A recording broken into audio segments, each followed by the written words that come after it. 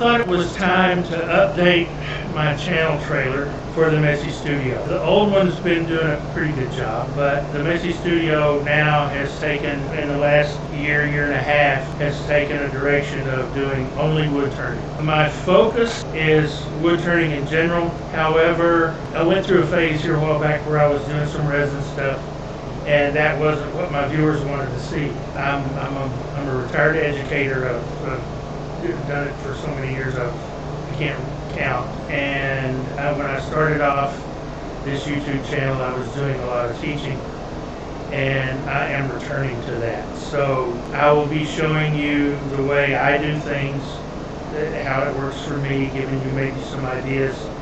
And I will also, I've got one series that I recently started called Turning on the Sheet, and I'll put a link to that playlist up here. And what that is for the new or the novice turners, or even those that with intermediate experience that don't have a lot of money to spend on good quality woods. How do you get these woods to turn?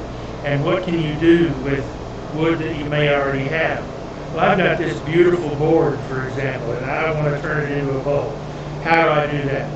Well, Turning on the Sheet shows you some ideas how you can do that for relatively little money.